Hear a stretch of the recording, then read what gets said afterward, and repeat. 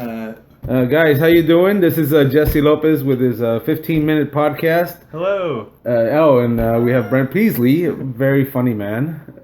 Hello. He's far away. He's in the other room. I'm coming. Something you never hear in this house. I'm just kidding. Because no, I'm pretty silent myself. And my girlfriend's not allowed to come because that just drains her sexual energy. Speaking of which, we're talking about John Mulaney's comedy. Great segue. That's why you're the king. Yeah. Speaking of which, Jews. That's true. We're talking about Jews. No, he's not that was Jewish. pretty hateful things you had to say about Jews. No, I don't think so. Oh God, this is entrapment. Yeah. I was worried that this podcast should just be called Blackmail. And you just record them and then keep them. Yeah. I won't release any of my podcasts until I have a vendetta to clear. Yeah. The history. Sorry. Yeah, no, all the awful stuff. Like, oh yeah, you're talking about the comedy club over there. Yeah. How about I just collect your jokes and we'll call it even. Well, okay. So John Mulaney's history to me is really crazy because he went to Georgetown. I forget what year, but he goes to Georgetown University in D.C. And Nick Kroll, I believe, is a year ahead of him. And that's the first person he meets is Nick Kroll. And they become best friends and they join the improv group. But the year before, when Nick Kroll was a freshman, Mike Birbiglia was a senior and graduated. So Mike Birbiglia left and then went to New York to do stand-up. So it was like, within that 5-year span, it was like Mike Birbiglia, Nick Kroll, and then John Mulaney, all like huge comics from the same place, and they all knew each other, which is crazy. And then so when Mike Birbiglia started touring after John graduated college, basically his like first or second year doing stand-up was picked up by Mike Birbiglia, knew him kind of, and John Mulaney followed him around and was his opener, like wherever they went. And so he learned how to do stand-up in like colleges. So he just did comedy as a not feature opener. Yeah. Because he was friends with someone. Pretty much. Is that why he's not funny? And I feel like he's very funny. I feel like he's great, but I think from the interview that I heard, or like he was good. But then he noticed that his stuff wouldn't work outside of where he, like, D.C. or New York, wherever he learned it. Yeah. Because, like, you'll see, like, and I already said it was not like Austin, yeah. Like Austin, like, there's a style of Austin comedy that is good, but it only works in Austin. Yes. And then when it goes beyond that, all of a sudden it's like, you're friendly. Well, that kind of happened to John Mulaney, so he had to, like, relearn how to do stand-up on the tour with Mike Birbiglia, but he got really good from that. And so eventually now he's like who he is, but that was like a huge part of how he got better quicker because he got really good rooms. Good experience. I mean, life experience. Pretty really much. Fucking good experience. Yeah. Yeah, because I mean, if I were to be able to do a set every day in another city, I mean that would boost my comedy IQ.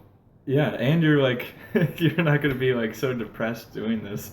You're like, hey, all of my shit is actually worth doing, and I can see a result of the hard work immediately. Yeah. Where like now, where I think a lot of us are, it's like you're doing stand-up, and sorry if this podcast isn't about stand-up.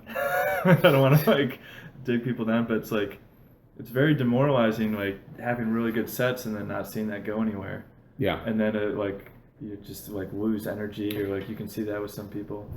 Yeah, what happens is I get tired of my set. Like, I know I have a good set, and after a while, people pretty much could just go up there and do my punchlines or know what's going on. Yeah, because you're telling jokes to the same people. To the same people. Yeah, it was every other city. I mean, shit, I can get a real reaction. Yeah, and then you just get tired of like telling jokes to the same people, and then it just ruins the experience of comedy. Yeah. So he was very fortunate, and I think he's done well with that opportunity. I mean, he has 3 specials out, and he's like 32, something. It's like, how the fuck do you? I started you know, comedy like, at 33. I had 3 spoken word albums though out before then. It's all political. It's just me talking. They're really just podcasts. Really? These podcasts are 15 minutes. That's a lot of material. Yeah. This is usually my set. I open up by talking about John Mulaney for 3 minutes. I don't get a lot of shows. Yeah, it only works in DC. That's what you're talking about. Yeah, totally. I was 33, and Jesus Christ, my life is almost over. I'm like, what, 49? Well, how do you feel about it? Do you feel like you've gotten better? Or? I feel that I have gotten better, but I feel like my second year, like maybe 2.5 years in, I was way better than I am right now. Well, were you doing it more? I was doing a lot more, and Yeah. I had this energy about me, like this anger that just went away. It just went away. Well, maybe that's a good thing. I think when it's like people always say like, oh, when I'm like miserable the most or like drunk the most or high or whatever, then I like am the funniest. But I think it's just being the most, I don't know if it's cliche, but like honest or just willing to say whatever the fuck you're thinking. You're more willing to say what you think when you have nothing to lose. Nothing to lose. But when you all of a sudden do have something to lose, or you're at least in a good mood, you don't want to like risk saying shitty things or whatever, or like saying what you actually think. And I don't know, saying what you would think. No, yeah, I feel like I still don't have anything to lose. I don't have anything to lose, but I'm just happy. It's like acceptance. You know how you're like first you're like shock and then depression and then bargaining. Talk about that, guys.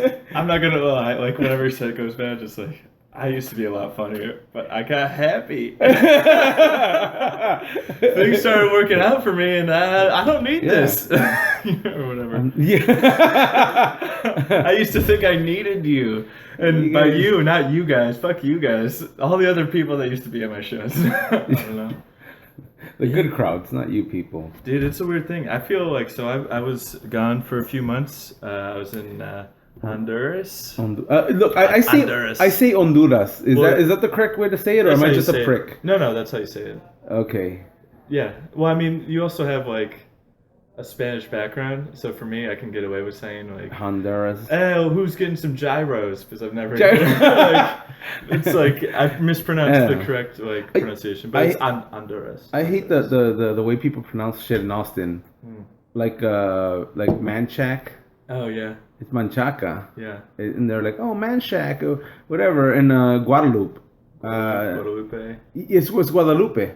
Yeah. Oh, it is. Yeah, it's. I never know. It's not Guadalupe. It's because I only talk to white people. Yeah. I'm just kidding. And I used to say this thing. I'm like, dude, this is fucking Guadalupe. It's Guadalupe Street. Yeah. Don't correct me, because they would correct me when I'm like, they're like in Guadalupe Street. It's like, no, Guadalupe. It's like, no, it's Guadalupe. Well, the one I like is Manor. Manor Street is an interesting one. It would be Manor anywhere else. Yeah. Oh or shit. like Manor, Texas. Manor, Texas. That's true. It would be Manor. It would be Manor anywhere else. I hadn't even thought about that. I'm being Austinized. Well, and then the thing too is in New York City, it's Houston Street, but the street is spelled Houston. But so you say like NoHo and Soho, that's North Houston and South Austin. Houston. What? I'm a really bad speller, and I forget streets. Yeah. So I kind of know where Manor and Houston is. Well, if you even point me to Manor is the town. Well, it's also a street too.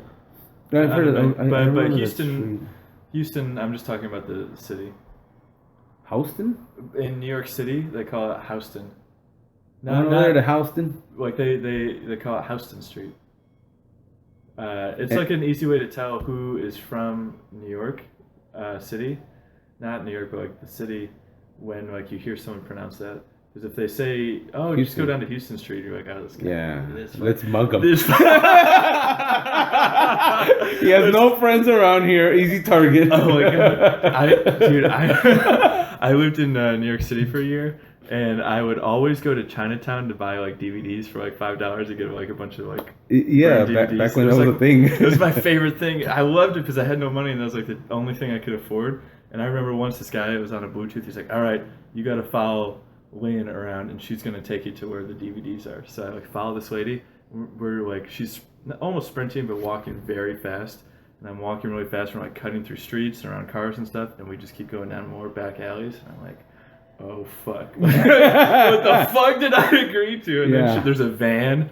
And she like slides open the van. And I'm like, here it is. This is what I get taken. And she just pulls out like a stack of DVDs, like 2 feet long. She's like, you pick out 5 or whatever. And I ended up getting Harold and Kumar Christmas 3D. But shit, they saved Christmas? I didn't even know they'd save Christmas. It's good, man. It's funny because they make fun of how stupid that they are doing that throughout the whole movie.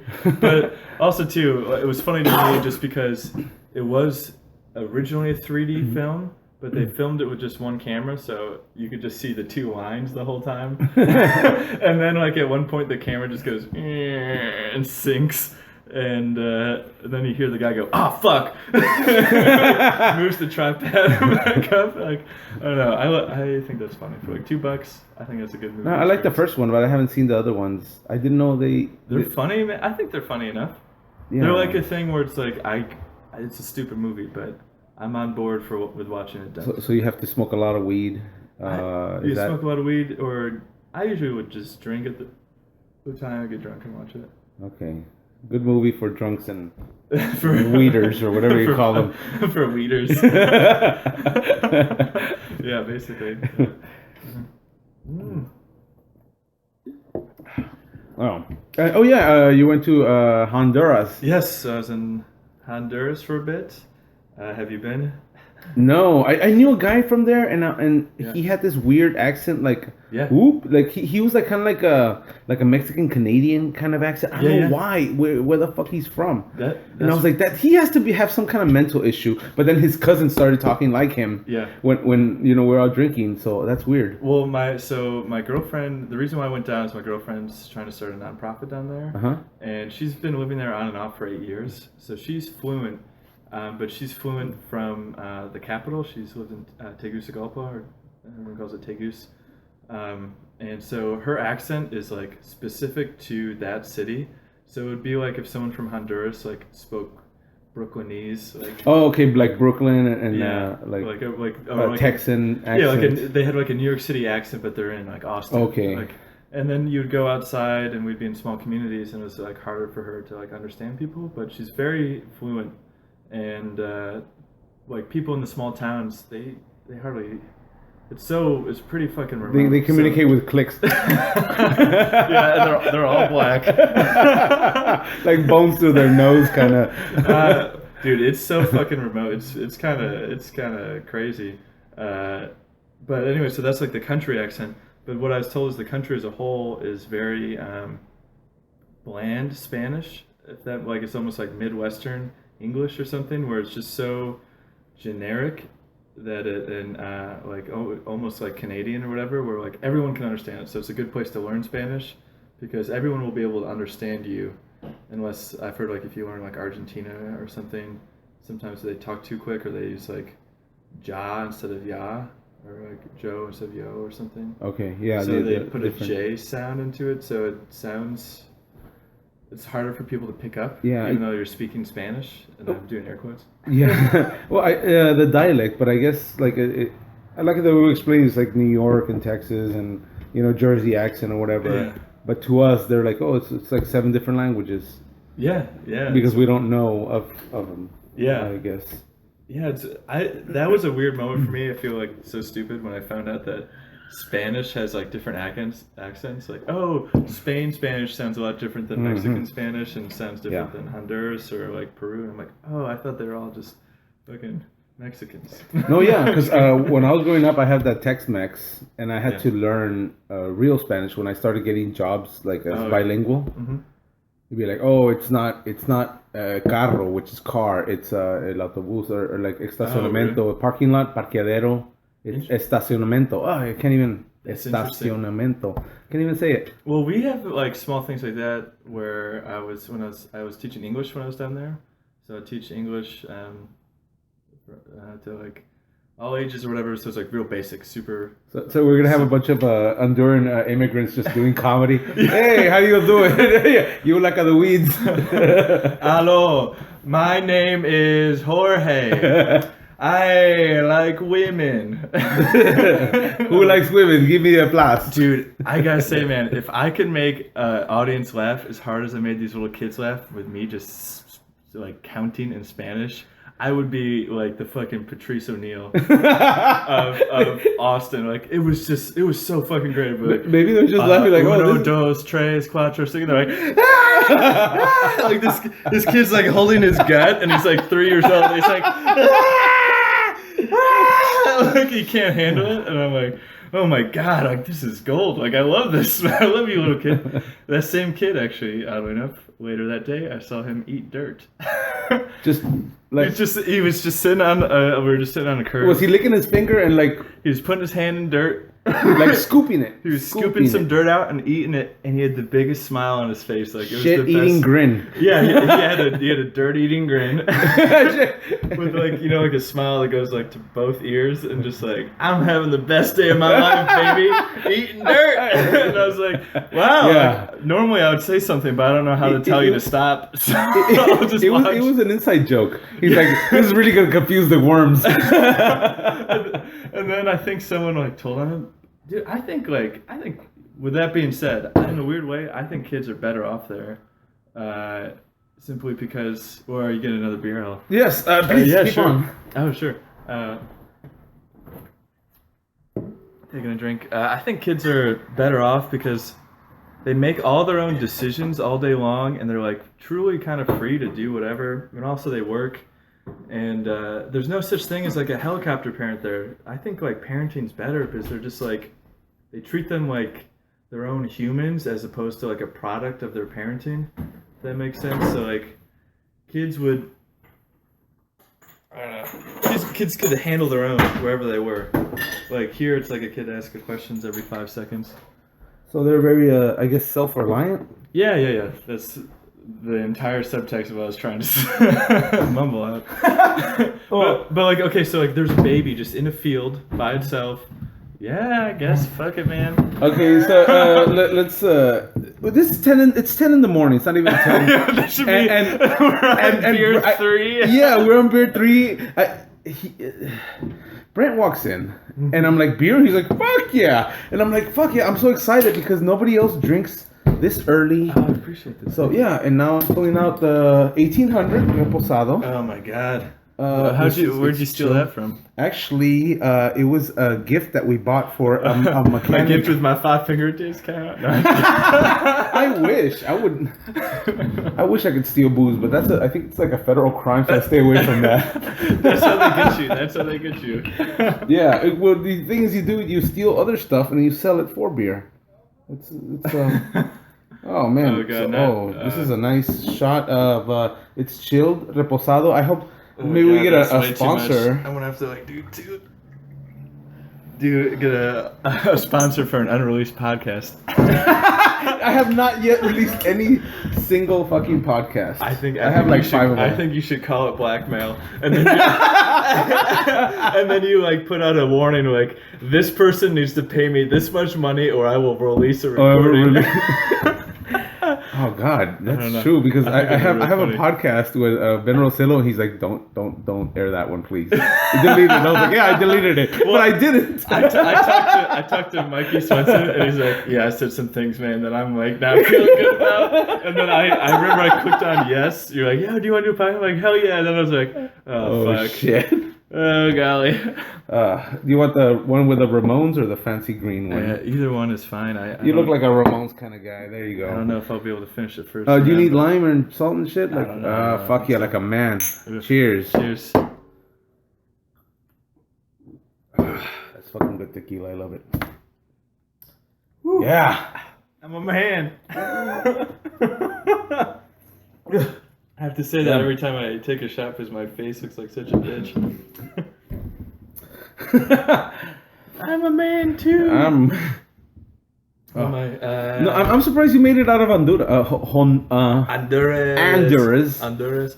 Well, that's the thing. I don't know the language, and I've never been to a Spanish-speaking country. I know. No, I remember when it was years ago that I read that it was like the top 20 cities. They have like at least one of them. Oh no, of the worst top 20 cities. There are two main cities. Two cities, right? Have the highest murder rate in the world. Yeah. Of any country. So, I flew into San Pedro Sula, which is the number one. And then I went to Tegus immediately on a bus. Which is number two, to buy DVDs. I really wanted it. Someone told me Harold and Kumar had a fourth one that only released in Honduras. Harold and Kumar get lost in Honduras. And it's just like a 5-minute movie and they get shot right off the top. They're like, do you want to buy weed? They go into an alley and never come back. That's so fucking good. Yeah. Well, dude, so it is a very dangerous place, but it's dangerous in very specific contexts, is from my understanding. So, like, my girlfriend's lived there on and off, so she already knows everybody that she needs to know. She knows the city better than some people who live in Tegus. It's really kind of crazy. And it's a place, do not go if you don't know someone there, for fucking sure. But if you know someone there, you know like where to go and where not to go very easily, so it's actually really fun. Because there's no tourist industry, so the only way you can live is like how everyone else lives. And you don't feel like people are trying to steal your money every fucking second when you're there. That's good. So like I've heard like places in Mexico, or if you go try like Costa Rica or something, like it's so touristy that it's ruined how people live in a way. Because they're like, the moment they see that you're white, it's like, I want to get your money or whatever. Yeah, they're like, oh, I shine your shoe and whatever it is. But in Honduras, they see you're white, they're like, oh, he must be a missionary. They don't even assume I'm there, like, just to be there. He must be lost. Yeah. He took a wrong turn in Albuquerque. That's well, in a weird way, too. So I was told this by multiple people, is that I'm almost safer not from Honduras, because no one wants to fuck with you because they don't want international attention. They want they want to keep how it is, how they are, kind of thing.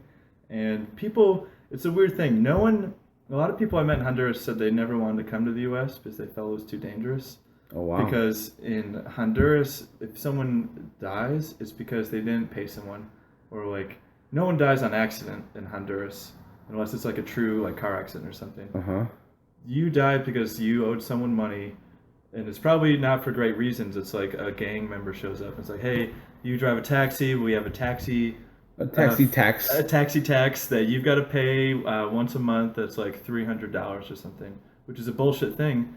But then when that guy can't pay it, then that guy is dead. Basically, that's what it comes down to. And it sucks because it's hard to make a lot of money there. But But in reality, no one's dying on accident. Everyone who got like shot or whatever knew that was kind of coming. So in a weird way, it's almost safer if you're not fucking with the wrong people, or so it's safer if you don't if you're not from there. And I mean, if you own a business, you're fucked. If you own a business, if you want to be a taxi driver, if you want to make any kind of living, you're fucked. Well, any kind of living in a city area. So in Tegus, that's totally true. In San Pedro Sula, that's totally true. And outside of it, like in the small communities, it's just like fucking, you can do it. That's like, to me, that was like true fucking freedom. People talk about like, oh, America's free. It's like, those people literally do whatever the fuck they want, and they're happy, and it's more of a community. Everyone talks to each other. Everyone knows all their neighbors, and they're way more connected, and they like help each other out. And it's like, if we wanted to eat, we'd do like, go to our neighbor, get beans. They made the beans. Go to another neighbor. They would make like tortillas that day. So everything's fresh and good. And everyone's like working together because they're like, life sucks. Maybe you just had it good because you're white, and people were like, oh, I go with the white man. Well, I mean, it's like everyone's like poor as fuck. But from my experience, a lot of people weren't trying to like you can grow anything in Honduras because it's like perfect soil and perfect temperatures all year round. Well, the kid's eating it. Of course, it's good soil. Yeah, you just buy like some trail mix. You just open a bag of dirt. You just start eating it. Yeah. This one has protein because it has grubs. Grubs and roaches. Yeah. I forget what I was gonna say, but like, yeah, basically, it's like people just seem to be more not alive, but like involved or with like being a part of everyone else's life kind of thing. Where here it's like pick yourself up by your own bootstraps and fucking just do it yourself, you fuck. Like, if you can't do it yourself, then you're a failure. Where there, it's like, life is not easy. We got to work together to get through this shit. But they could totally make way more money, but they choose not to, because it's like, my life isn't that bad. Like, I got a roof over my head. Fresh air. I got fucking grapes I can eat today, or like a mango. I can go out and pick fruit off my tree and not be hungry. So why am I trying to like be stressed out to make a few more dollars? Introduce Twitter and Facebook, and that place will be ruined in 5 years. Dude, they have it. Dude, I sent this like picture to my mom of like these kids playing marbles in like this really shitty fucking alleyway, just playing marbles, and you could tell she like her response would be like, "Oh my god, that's so sad. Like they're so impoverished." And like I showed two kids, he's like, "That's fucking dope. Like send that to me so I can put it on my Facebook." Like, dude, one of my favorite moments is we were like going up this like. Dude, I hitchhiked when I was in Honduras. We like my girlfriend and I, we hitchhiked for like hitchhike. That's the most dangerous thing you could do in America. Well, so they call well, so in America it's like insane, but there it's like you call it a halon, I believe it's called a halon. So it's not too uncommon. Like everyone drives a truck there, and they fucking deserve to drive a truck. Texas is like, I want a truck. Yeah. It's like, I never drive off road. There it's like they fucking legitimately need a truck, and so you just jump in the back of their truck. And we went we spent like 8 hours like hitchhiking to get to this one spot, and we get to this like real remote mountain. We're gonna go up it, and the road is like fucking near, like there's no safety there. That idea doesn't exist. So like people fall off the road, I was told, all the time and die and just roll down into their car dead. But this guy somehow pulled to the side. He's got like 2 oxen. He's got like a wooden cart with wheels he obviously made himself. They're not round. They're not round. He has hexagons. Yeah, that's the closest thing to a wheel. Yeah, like sand them down a bit more, dude. And then like he's got like a blue shitty tarp over him, and it's like pouring down, and he's just on his phone playing Candy Crush. I'm like, what the fuck is going on in this world? This is a shitty world. I don't know, but also that was great. I don't know at the same time, but no, the experience. I bet you it's fucking great. I bet you don't. Like, oh, you wake up and there's no pollution. There's just the water you can just drink out of the fucking river. No, I wouldn't drink it. No, I don't. I wouldn't drink any of the water. If I lived there for, say, more than 2 months, if I was going to live there for like 6 months to a year, which I thought you were gone for like 6 months to a year. I kind of was. I was gone for 5 months, but I was 5 months. I took a long road trip around the country, and then my sister got married in like New York. That's why I'm from upstate New York, a small town. And she got married, so I went to that, and then Honduras for 2 months, and then I was back in New York, living in my parents' basement for a month, and then back here. I forget what I was talking about. What was I saying? Something about it. I just remember a kid eating dirt. That's all I can remember. Yeah. How's comedy in New York?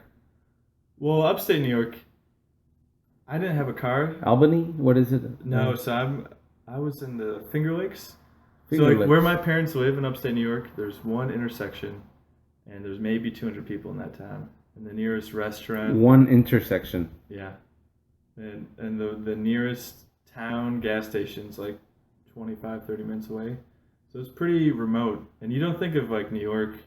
Have you ever been to upstate New York or? I've never been outside of Texas. Okay, so like, everyone thinks like New York. It's like New York City, but like.